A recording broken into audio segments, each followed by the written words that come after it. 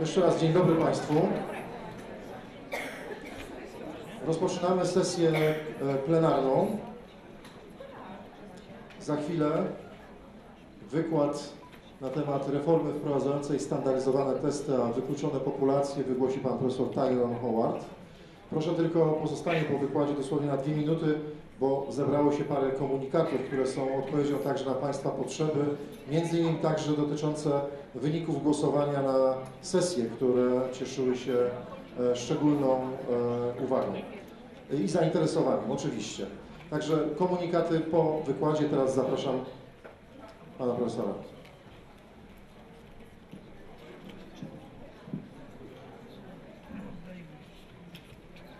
Good evening.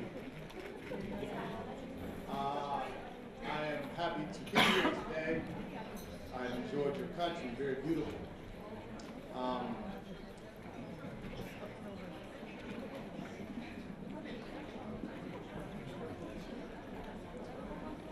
I promise you next time I come here, I will improve my Polish so you don't have to wear the headset. So, I am a professor of education at the University of California, Los Angeles. And there, what I do is I teach and work with teachers. I work with school leaders, administrators, principals. I do not play basketball. Many people there think if you're tall, black, and bald-headed, you play basketball. No basketball, too old. I want to talk to you today about school reform and underserved populations. I studied these populations I will talk about for a couple of reasons. Number one, I come from one of these groups. I grew up very poor, not having much, so I care deeply about what happens in these kinds of communities. So it's personal for me in that regard. Secondly, the reason why I study these populations is because what we have to recognize in the US is that the number of underserved populations is getting bigger. And years ago, we did not have to worry as much because this was a smaller population. Now it's getting bigger and bigger and bigger. And we have to figure out how to best serve a population that will be no longer a minority, but will be a majority. So I hope that one of the things that you can take away from this is that as you think about your minority or underserved populations today, that they do not become neglected, because in many cases they grow and become bigger and bigger. And if they become neglected, it becomes a big national problem. So in the states where we are, we have to figure out how to service poor children, children who are non-white, children who come from different parts of the world. So that's why it's also important, because the numbers are changing in our country, much like they may change in your country. And then finally, the reason why I study this population is because I feel like it's the right thing to do. It's the right thing to do because we say that we are a democratic nation that cares about all of our citizens. And if we do care about all of our citizens, we have to do a better job in making sure that we do offer every citizen, regardless of their religion, regardless of their race, regardless of their socioeconomic status, we must offer every citizen a chance to be successful.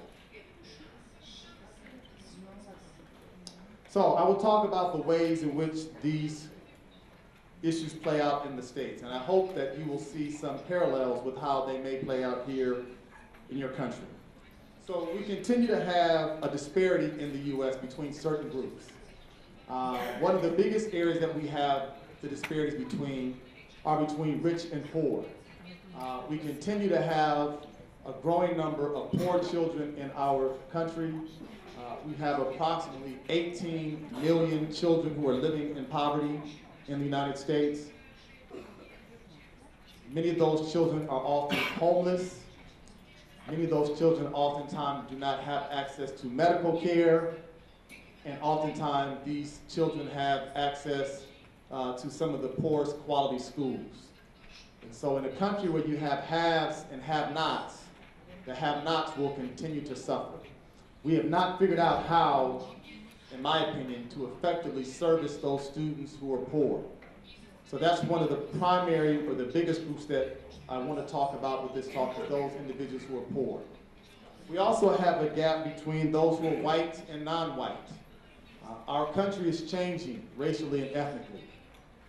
The number of people who are African American, the number of people who are Latino, who come from Latin countries, the number of people who come from Asian American backgrounds is growing dramatically.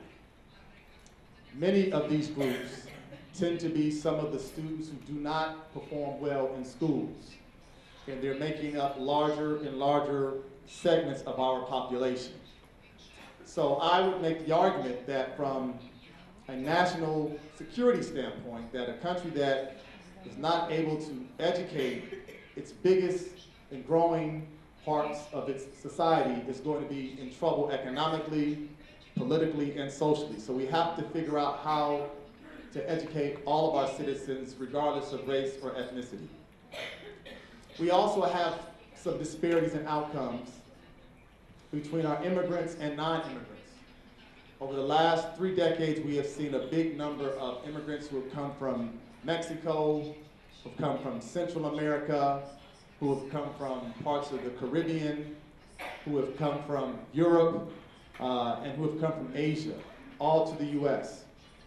For many of these students, there's a big cultural shock.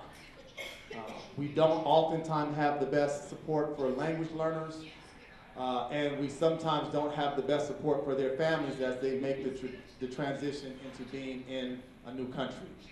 So if you look at academic outcomes, some of our immigrant students perform very poorly in the United States.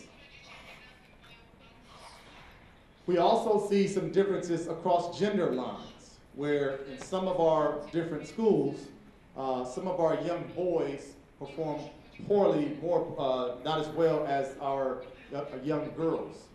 I'll talk about that in a minute, but we have to figure out what is happening in schools where there is a difference between how well our boys perform compared to how well our girls perform in schools.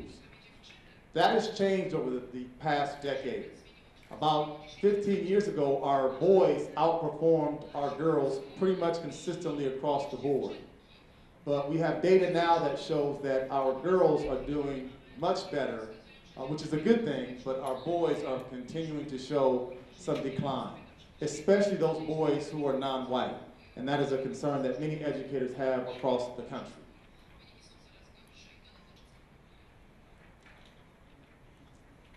So here is our challenge. We have recognized these disparities in education for some time in our country. The question is, what have we done about it? I want to walk you through just a couple of different reform efforts we have had and talk about how they have worked or not worked in our country. 1983, we had an education reform policy called A Nation at Risk. A Nation at Risk was discussed because our country was concerned that we were no longer looking at remaining a superpower. Our students were struggling to keep up with other nations in the areas of math and science and technology. And the idea was that if we did not do something quick and make things better educationally, that our nation was at risk of losing its status as being a world superpower.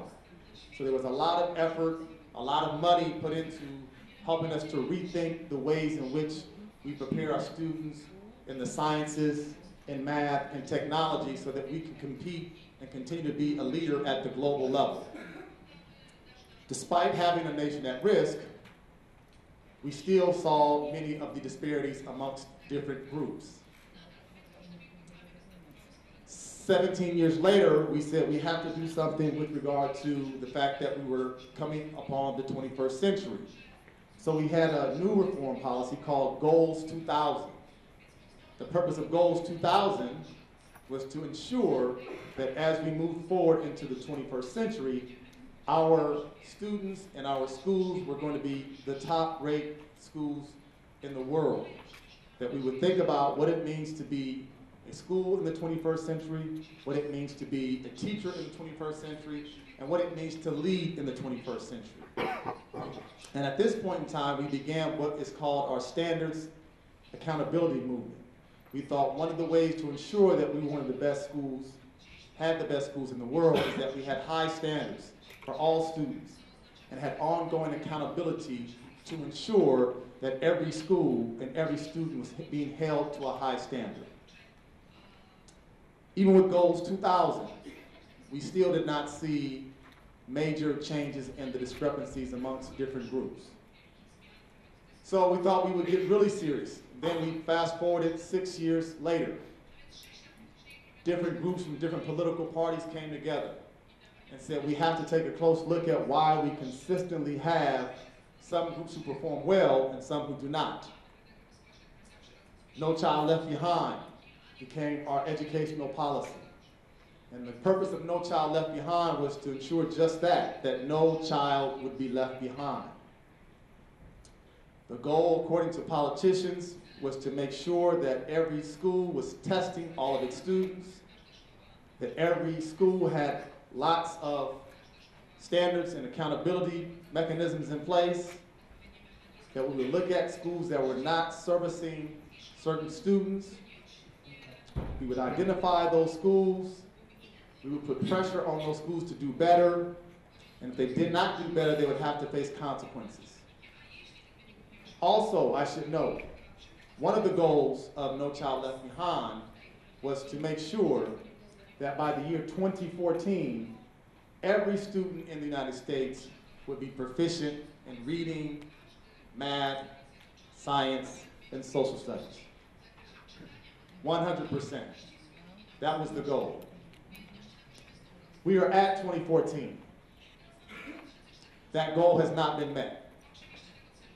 Some would say we're not even close to that goal being met. So now we're looking at yet another educational policy that is an attempt to somehow bridge the gap. Starting this year and next year, we're going to what is called the Common Core Standards. Common Core Standards are designed to ensure that we are thinking about 21st century learners, that we are asking and thinking more complex for our students, that we're identifying standards across the nation that all states, well not all, most states would have to adhere to ensure that every child in every state is going to have access to high standards, high accountability, and therefore better outcomes. So I say all these things to say that we have struggled as a country trying to identify what is the most effective policies to help all students. We have to figure this out. We have to figure it out because we continue to see far too many young people not get the kind of education that they need and deserve if they're going to live in the United States in the 21st century.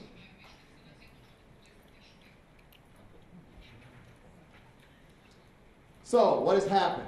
We continue to look at lots of standards, we continue to have lots of reform, we continue to have more accountability, we continue to have lots of testing.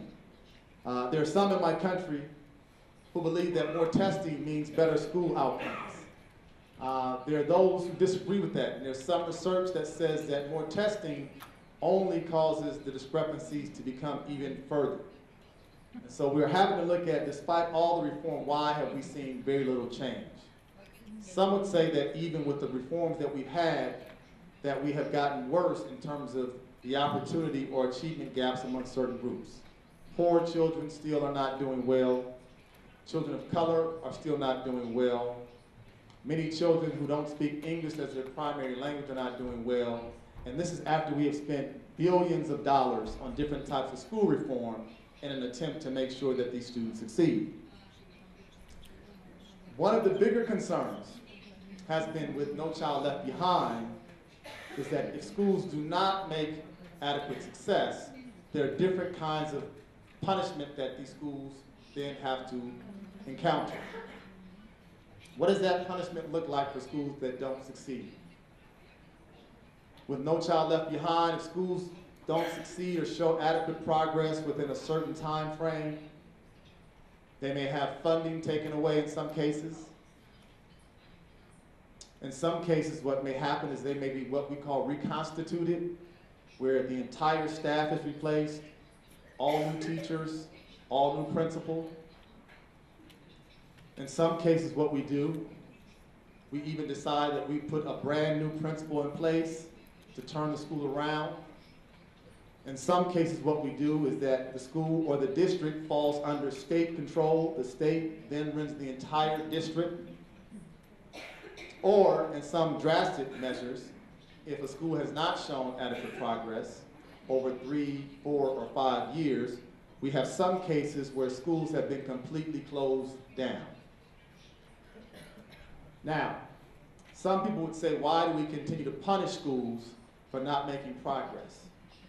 Why do we punish school because test scores are not high enough?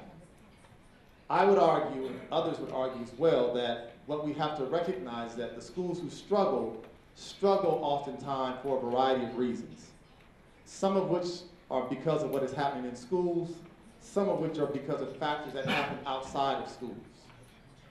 And part of what some would say that the current reform does not take into account is that issues such as poverty have a big impact on the way in which students come to school, how well they are prepared, how their parents are able to support them, whether or not they've had food to eat in the morning, whether or not their most basic needs are being met.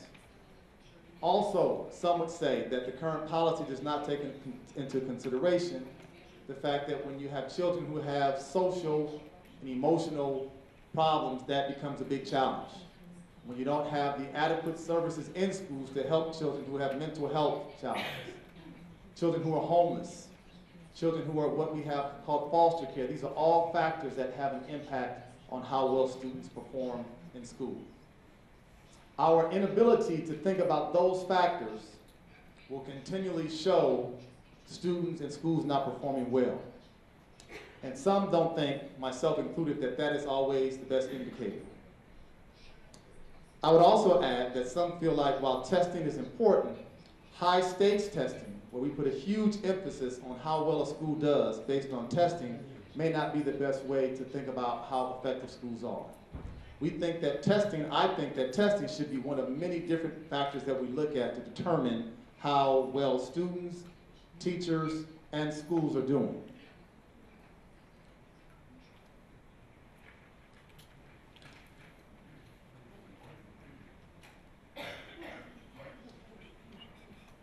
As I mentioned, part of what we now know is that high-stakes testing has shown to have an impact on many students who are oftentimes most concerned about. In many instances, these high-stakes tests, some would argue, and research has shown, has had a negative impact on poor students, minority students, and students who don't speak English as their first language. Why has that happened? That has happened oftentimes because in the US, what we have found overwhelmingly is that in some of the poorer schools, oftentimes they have poor teacher quality.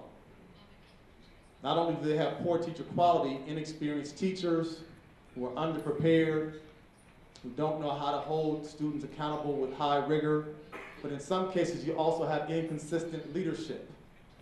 You have some schools where have a principal who's in the school for maybe 6 months, is taken out of the school, new principal put in, that principal's there for a year, that principal's taken out, new principal put in. Inconsistent leadership makes it difficult for schools to do well.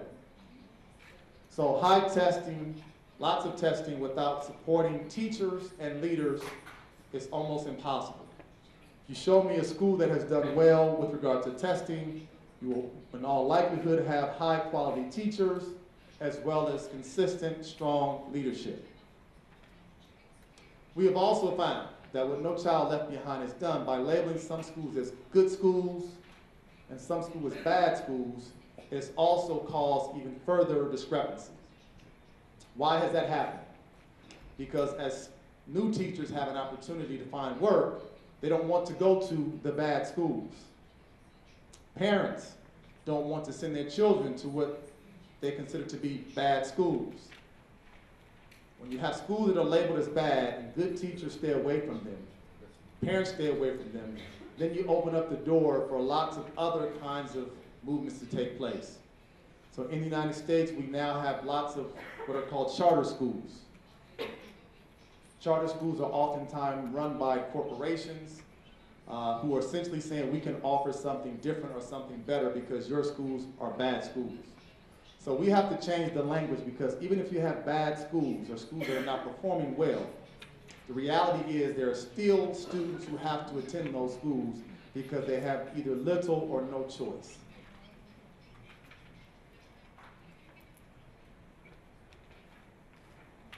So I want to talk about what this means for high-stakes testing and what is called post-colonial theory.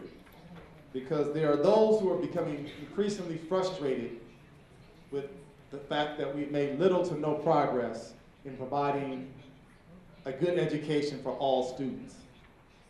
So post-colonial theory offers a framework which raises some important questions about whether or not we are fully and truly committed to educating all students.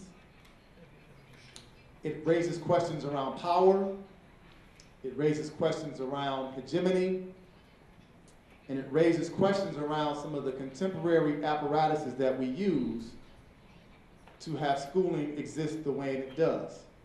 And these questions are being raised by a number of theorists and practitioners because despite 3-4 decades of reform, of policy, and as I mentioned earlier, lots of money being spent to make schools better, some would say they have not done what they have promised to do. They have not delivered as they were intended to. And so post-colonial theory raises some questions that I think are important as we think about school reform for those populations that are on the margin.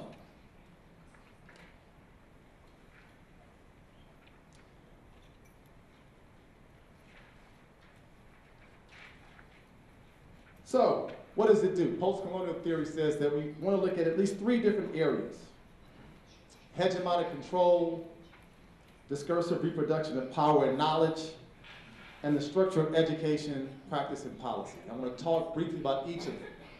So hegemonic control is centered around this idea of who determines whose knowledge is most important. How do we determine what knowledge will be evaluated? Who gets to control curriculum? Who gets to control textbooks? Who determines what textbooks are most important? And what post-colonial theorists would raise is that part of what this does, this current way of doing educational policy, that it continues to look at knowledge as being very narrowly defined. Despite having a very diverse population of people from different kinds of backgrounds, we have allowed knowledge to be very narrowly defined based on certain parts of the population. And that is the way in which you consistently control knowledge, consistently control curriculum, and therefore control certain types of outcomes. The second point, the discursive reproduction of power and knowledge. Some have raised the question as to whether or not the purpose of schools in the United States is to reinforce the existing social class structure. Why do we consistently see poor schools have poor outcomes, which therefore reinforce lower class individuals who can only take low-paying, blue-collar, underpaid jobs? Why do we see middle-class schools consistently produce students who are able to do middle-class work, but not much beyond that? And why do we see a very small minority of people who have access to unlimited wealth in some cases continue to have access to the best high-quality schools across the nation? So they raise the question of whether or not schools serve as a function to reproduce the existing socio-economic structure. And there's a lot of evidence that would suggest that in some cases they do. We have technology that we have figured out how to create computers, how to create cell phones, how to create ways in which we can find all kinds of things across the globe, but we cannot figure out how to teach poor children how to read and write. Some would say that's not an accident. There are some theorists who say this is all by design. Social reproduction theorists say that the way in which our society is set up, it does not want to educate all students. That the society cannot afford to educate all students. Because in a capitalist society, what happens is you have to have winners and you have to have losers. No one wants to be a loser, but you have to give people the perception that they've had every opportunity to be successful, and if they are not successful, it is their fault, not the fault of schools or government. Sounds pretty depressing, huh? Now, structure of education, practice, and policy. Some would say that if we want to truly transform the way schools work for all students, we would look at the structure of our policy and our practices. Why do poor students consistently get the worst teachers? Why do poor students consistently have the poorest buildings? Why do poor students oftentimes get punished the most for not having certain kinds of outcomes? Why do poor schools not have the kind of services that would help students who have physical and psychological types of challenges? If we want to truly change the way in which we do schools for poor children, we will put many more resources, we put our best and brightest in those schools and not leave them at the places where the schools are already doing well. So some would say the structure of our educational policy and practice shows that we are only concerned with benefiting those who are already doing well. The problem is, as I said at the outset, the number of children in our society who are not doing well is getting bigger and bigger by the day. By some accounts,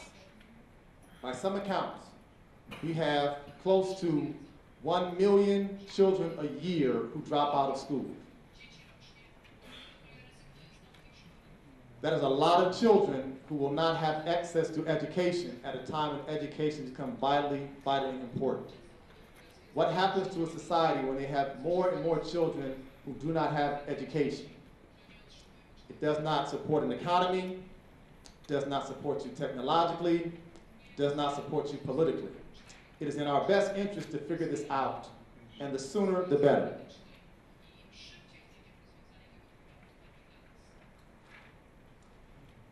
So, what is the goal? What is the goal when you think about education reform from a post-colonial theorist standpoint?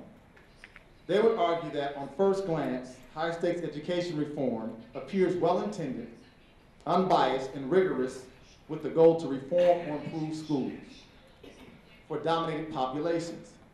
But some scholars maintain that these efforts are a thinly veiled effort to marginalize, dominate, and push out poor and minority students. So what has happened is that there's a lot of skepticism among some scholars, a lot of skepticism among some practitioners who say that reform appears to be good on the surface, but when you start to really look at it closely, is it really a form of control? Is it really a form of further domination? Is it a form of further marginalization?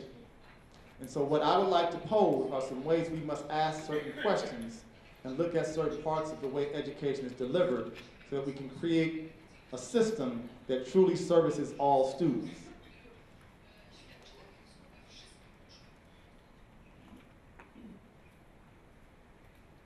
So I would like to look at 5 areas that post-colonial theorists say are mechanisms or tools that are used to keep the status quo in place. But I also want to look at these different tools and say if we look at them differently, they can be used as a way to help transform schools.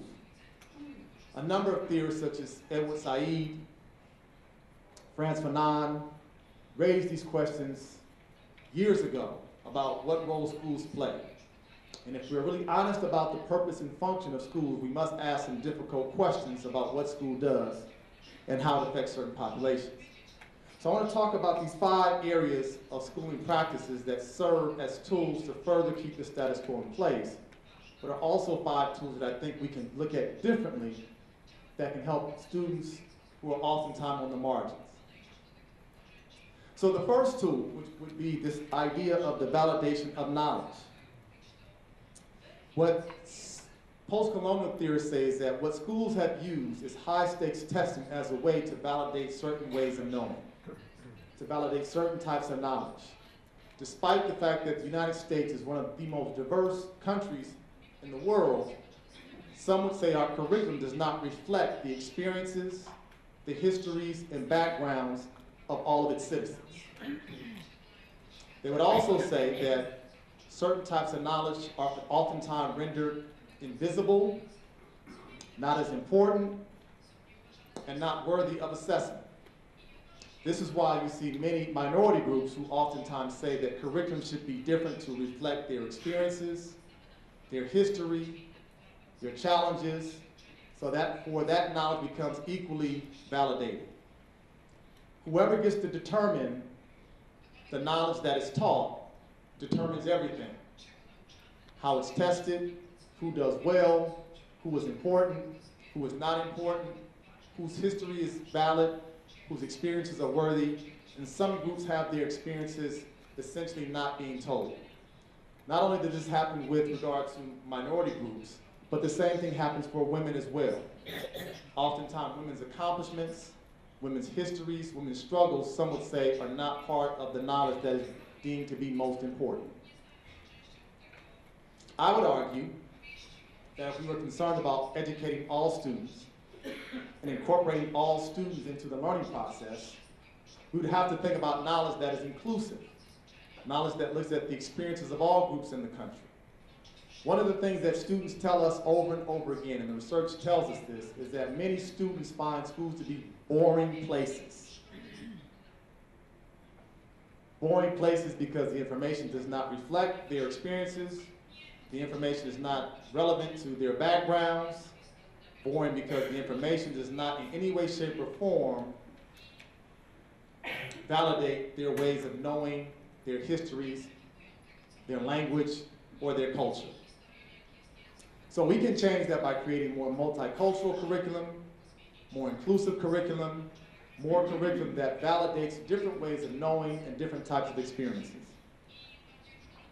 The second idea is called surveillance in urban spaces. So what post-colonial theorists say is that when we look at certain schools, namely urban and rural schools, these are spaces and places that are oftentimes tightly controlled, have constant oversight, very little autonomy, and not allowed to function with the freedoms that other schools are allowed to function. In many of these schools, teachers have very, very, very little autonomy. In some cases, they are given a script of how to teach. They are given a time and a pace upon which they must say every word and how they teach the students. Principals oftentimes have very little say-so. School boards have very little say-so. And the idea is that these schools are not able to function by themselves, so therefore the state must oversee them. Also, if you were to walk into some of these schools, what you would see is a heavy police presence, despite the fact that there is no conceivable evidence that shows that there is more violence in these schools, but there's heavy police presence. At some of these schools, before you even enter into the school, you must go through a metal detector because they want to ensure that you don't have weapons, guns, knives. And it creates an environment that says that these are people who must be watched. These are people who must be controlled. These are people who we can't trust. So therefore, we have to put these kinds of mechanisms in place. This all happened because back in the late 90s, the United States experienced a number of school shootings. But what must be noted is that as these school shootings occurred, none of them happened in urban communities. So despite the fact that these school shootings happen in oftentimes more affluent communities, it's been the poorer communities who have paid the price by having heavy police presence, students who are arrested, metal detectors to enter schools, this idea that these individuals are almost imprisoned as opposed to being in schools that we think are learning spaces. I would argue that if we're truly concerned about educating all students, we would create learning organizations and learning environments that don't have a heavy police presence, that do not consistently kick out children, that do not consistently punish children for minor offenses, Major offenses, yes, but minor offenses upon which many children in schools are oftentimes pushed out is a big problem. We expel and suspend far too many children from minor offenses. If you wear the wrong clothes, you can be kicked out of school. If you talk in ways that are considered disrespectful, you can be kicked out of school. If you don't bring homework, in some cases I've seen, students are kicked out of school. When these students are kicked out of school, where do they go? What do they do? How do we service students? How do we teach and educate students when we kick them out of school for very minor offenses? So I think we should take away the metal detectors, because what research has shown is that in many of these schools, students are not bringing knives, students are not bringing guns, but the idea becomes that we think that they might. So therefore, we have to have a clamp down. I was in a school recently where there was what is called a random drug sweep. Middle of the day, students are in classrooms working. Police show up with dogs.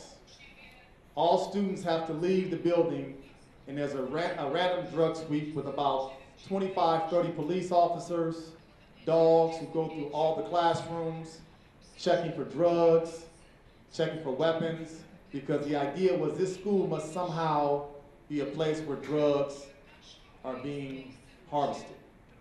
Interrupt the schooling day for about an hour. They found no drugs. They found no weapons. Why does this happen in poor schools?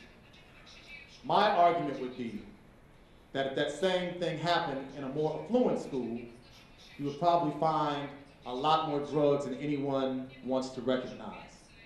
But again, that would probably never happen in a more affluent school, because the belief is that those students are not in need of being monitored and watched. The third point is school leadership. Cannot say enough about that. What post-colonial theorists would raise is the question of why we consistently see poor leadership in the schools that need the strongest leadership. I would argue that if we want to begin to turn schools around to make them better places for all students, what we would see is our best and brightest school leaders would be allowed to have the support, would be allowed to have the autonomy to put together strong schools, to create a strong school culture, to provide instructional leadership, to create small learning communities, to find ways to engage parents. We have lots of principals and lots of leaders who are doing this all over the United States. Unfortunately, many of those school leaders refuse to go into the poor communities because they know they will not be given those same types of freedoms. I think if we created different kinds of financial incentives and provided greater control, we would have school leaders who would be more than willing to work in some of the most challenging circumstances.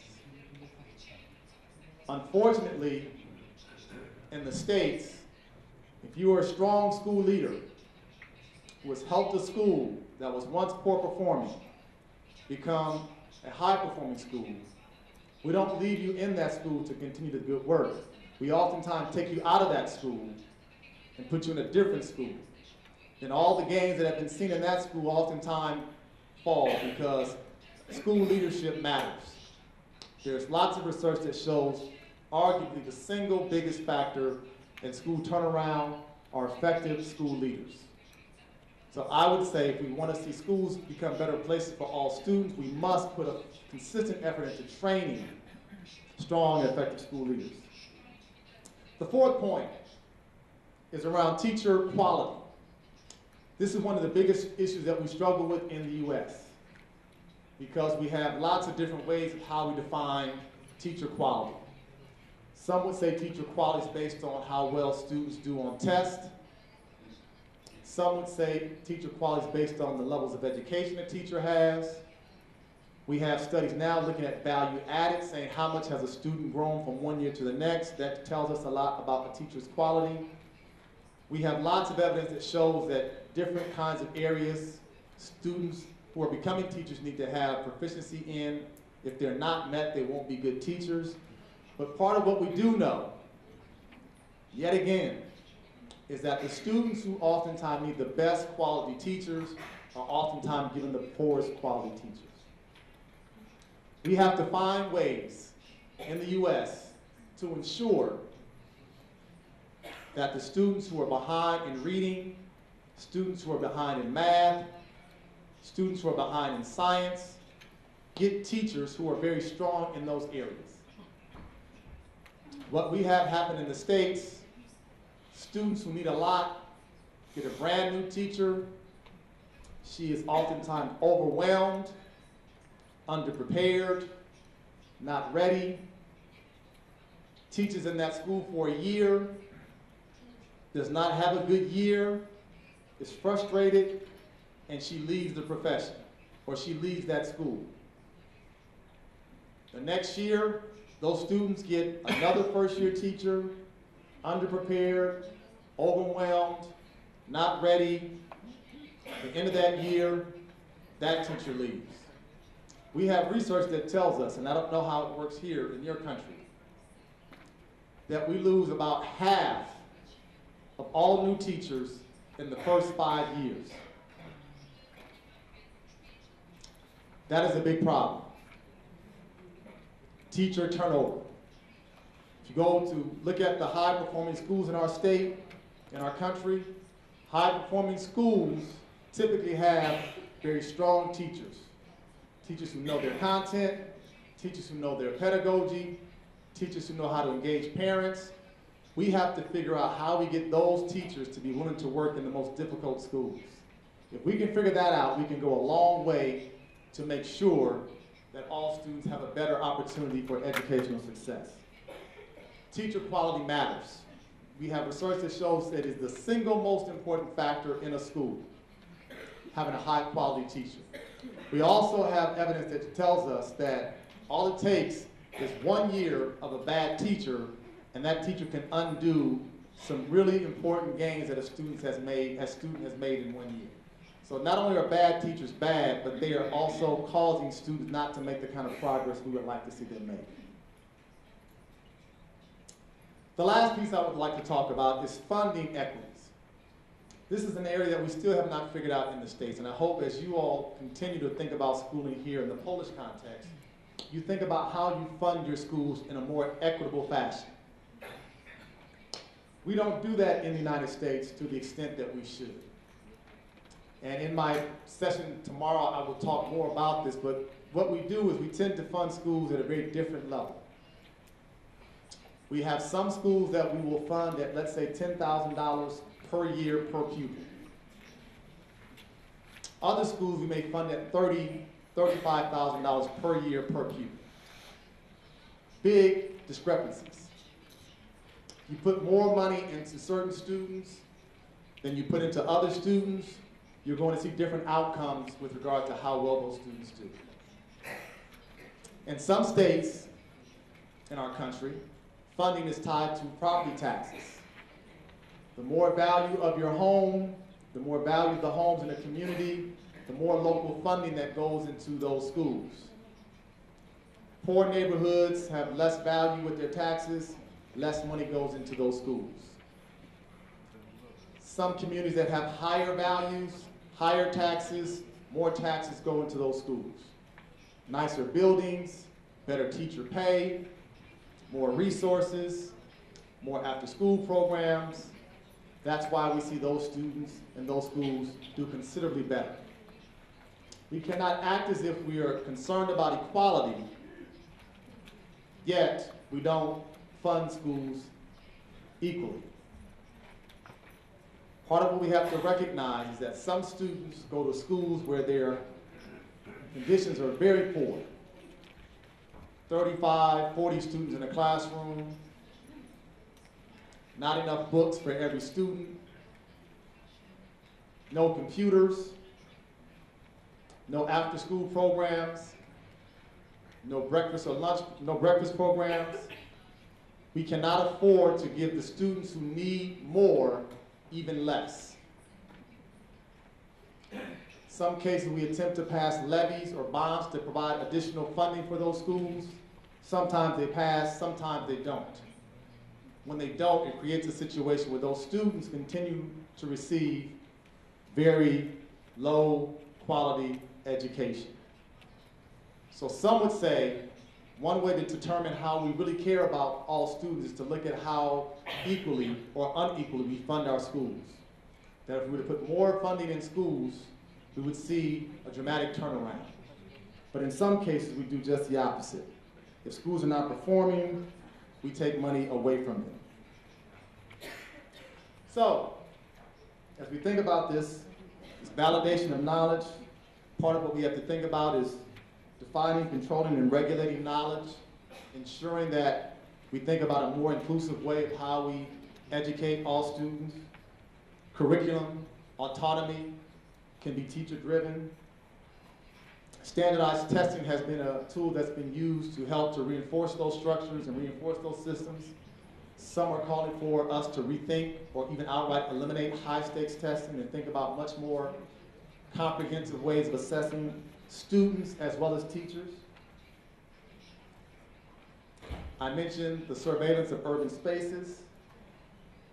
We have a problem in our country, as I mentioned earlier, where we push out or we have lots of students who are dropped out of school every single year. And what we have seen in our country is a massive increase in the number of young people who we put into jails and prisons. That has been a problem because we incarcerate or we imprison more people than any country in the civilized world.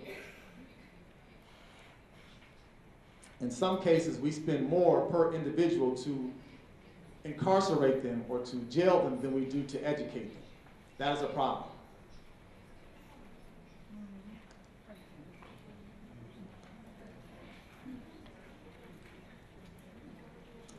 Talked about school leadership. Having school leadership become a much more thoughtful process where we create a much more diverse group of school leaders with the capacity to lead, principals who can build on the type of cultural and social capital that students bring from their respective homes and communities. I talked about teacher quality. Again, being clear and consistent in what it means to be an effective teacher, giving teacher supports, not blaming teachers for what is happening with schools, but supporting teachers in ways that allow them to grow into the profession, to learn the profession, and to ultimately stay in the profession.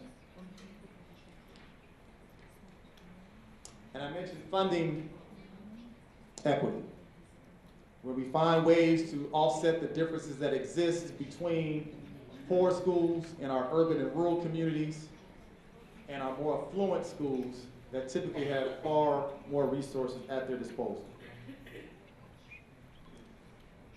Final slide, and if we have time for questions and answers, we can do that. But part of what I would call for is what is referred to as a community-based accountability.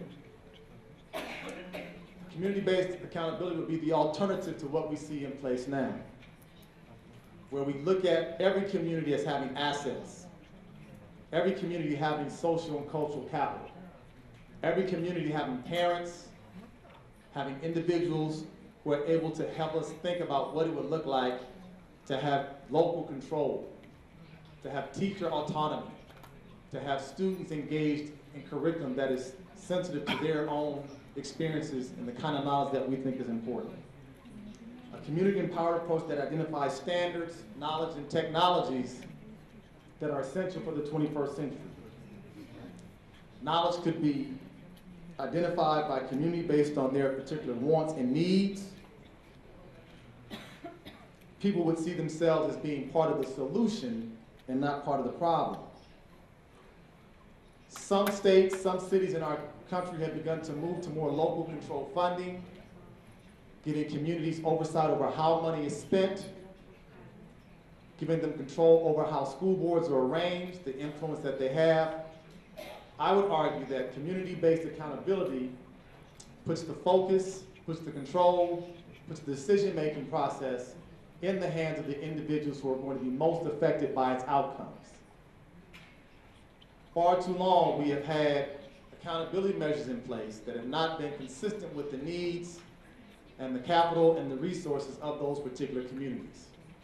So I would hope that you would think about and that you would explore what this would look like in your given context.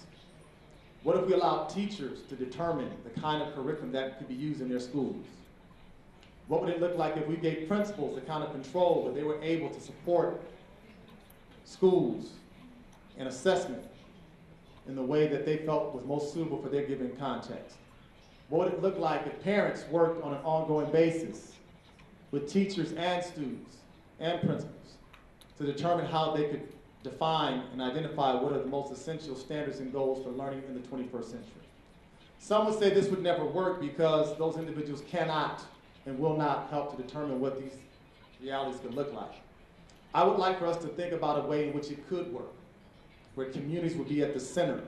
They would have local control, where communities would be empowered with the tools to be able to transform their own communities. We have to figure out a way to do this. If we don't do so, we face, in my mind, a very stark and dire outcome. Every single day, we are losing more and more students who are losing faith and who are losing hope in their futures.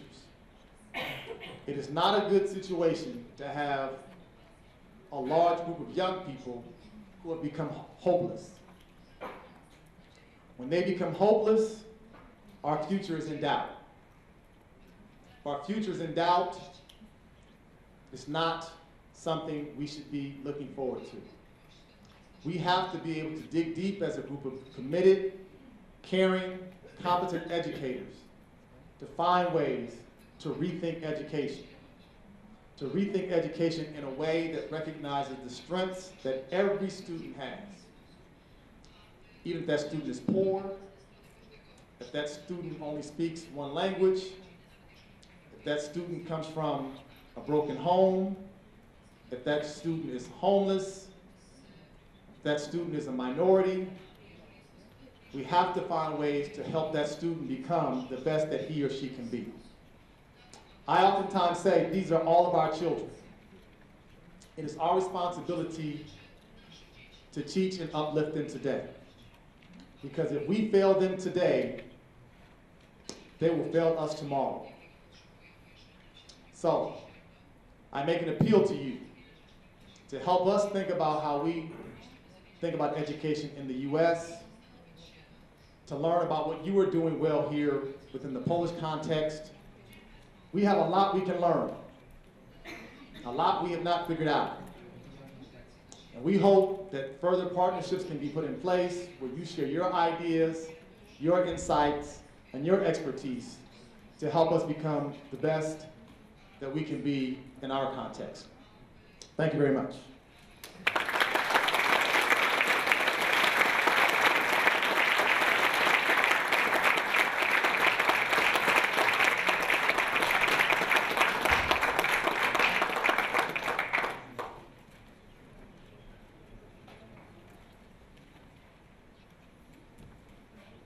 Thank you, Tyrone. I think that your voice was very strong and clear. Unfortunately, we don't have time for questions, but we have still a day and a half, almost 2 days, so because you are around, we will use you. Thank you.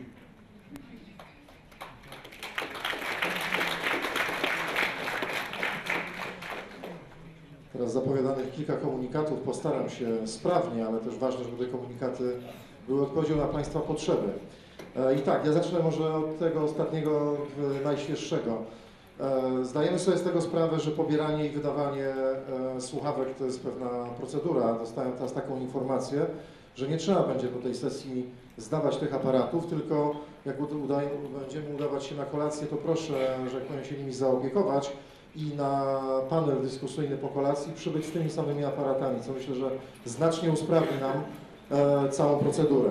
A teraz wracam do tych wszystkich zaplanowanych informacji. Jest ich 4, może nie za dużo, ale za to myślę, że ważne. Pierwsza, wczoraj podczas sesji plakatowej, kiedy była okazja dzielenia się też poznawania dobrych praktyk, otrzymywaliśmy niezliczone pytania, co z tymi plakatami, jaka będzie okazja, tak, żeby te dobre praktyki gdzieś znalazły swoje miejsce, możliwość ich oglądania. Wobec tego mamy taki pomysł i takie plany, żeby te plakaty zabrać do ministerstwa, żeby w wersji PDF pojawiły się na stronie projektu z jedną ważną informacją. Jeżeli ktoś z autorów tych plakatów i dobrych praktyk będzie chciał zabrać ten plakat i nie za bardzo wyrazi zgodę na nasz pomysł, to bardzo proszę o kontakt z biurem organizacyjnym naszej konferencji. Druga sprawa, projekt przywództwo, to zresztą jest w jakimś sensie nawiązaniem, tak? Myślę, do również elementów wykładu. Dwie informacje. Nabór na szkolenia dla nauczycieli potencjalnych kandydatów na dyrektora został przedłużony do 15 maja. Nabór dla tej grupy docelowej kandydatów na dyrektorów prowadzi Uniwersytet Jagielloński. Także też, gdyby były bardziej szczegółowe pytania, to myślę, że biuro organizacyjne tak może udzielać szczegółowych informacji. Dwie pozostałe grupy docelowe tych szkoleń, czyli dyrektorzy, którzy właśnie pełnią swoją pierwszą kadencję oraz dyrektorzy tak zwani bardziej doświadczeni, czy rozumiem dwie i więcej kadencje, nabór prowadzi Ośrodek Rozwoju Edukacji. I tutaj proszę o kierowanie się na strony, czy też o dowiadywanie się w tej sprawie. Trzecia informacja, a właściwie serdeczna prośba z naszej strony organizatorów. Ta prośba dotyczy tego, aby punktualnie przybywać na sesję i przybywać na sesje, co do których Państwo zadeklarowaliście swoją obecność, co z naszej perspektywy znacznie nam ułatwi realizację programu. Także taka serdeczna prośba. Czwarta kwestia, którą zapowiadałem, że będzie 4, więc jest ostatnią, ale za to wielowątkową. Co przed nami? Pierwsza kwestia. Wobec tego patrzymy na zegarek, już jest 18:17, z tego za chwilę zaproszę na kolację. Wydłużymy troszeczkę czas tej kolacji, aby czas był odpowiedni do programu, ale też przypominam, że zachęcamy już od wczorajszego dnia do spotkania w tych małych grupach, które wczoraj się ukonstytuowały. Wobec tego propozycja, aby połączyć też czas kolacji ze spotkaniem w tych mniejszych grupach, co może być na pewno okazją do dzielenia się refleksją z tego, co już się podczas konferencji wydarzyło. O godzinie, no właśnie, 19:15, skoro nie musimy oddawać słuchawek, aparatów, bardzo serdecznie proszę, abyśmy mogli o godzinie 19:15 rozpocząć panel dyskusyjny Ucząca się szkoła i uczące się społeczeństwo. Będą potrzebne, tak, oczywiście słuchawki. O godzinie 20:00 dwie rzeczy. Pierwsza, to zakończyło się głosowanie na wybrane, czy najciekawsze, budzące największe zainteresowanie sesje i w odpowiedzi na to zapotrzebowanie o godzinie 20:00 będzie ich 4, to znaczy projekcje tych wybranych sesji. I tak, ja będę posługiwał się wzorem lat ubiegłych numerami tych sesji prowadzącymi i nazwami, bo to ułatwi mi, mam nadzieję, odnalezienie tych sesji w programie. I tak, sesja 2.2 prowadzona przez panią Dorotę Kuleszę. Temat tej sesji to Szkolna Liga Twórczości. Jest informacja zwrotna dla prowadzących również. Szkolna Liga Twórczości o tym, jak w szkole można się uczyć bawiąc. Sala Rysy B. Ja myślę, że jesteśmy już drugiego dnia tutaj, drugi dzień i te nazwy sali są nam wszystkim znane. Kolejna sesja, druga, sesja 1.4, prowadzona przez Johna Fischera. Jak powinna wyglądać szkoła ucząca się? Sala Zawrat dla zainteresowanych. Trzecia sesja, oznaczona w naszych planach jako sesja 1.8. Panowie Jacek Pyżalski, Jakub Kołodziejczyk. Szkoła wobec sytuacji trudnych wychowawczo. Czy wiemy, czego nie wiemy? Sala Rysy A. I wreszcie sesja 1.1, pan Marek Kaszmarzyk, neurodydaktyka dorastania albo po co nam nastolatki, sala Tatry, czyli tutaj. Dobrze? Od godziny 20 do godziny 21:30, może z małym...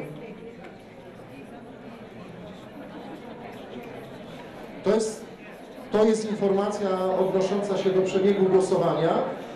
W tym samym czasie, więc kłopot wyboru na pewno, ale w tym samym czasie o godzinie 20, proszę spojrzeć do programów, proponujemy narrację migrantów, projekcję polskojęzycznych filmów Fatima oraz Aslan i jego uczniowie.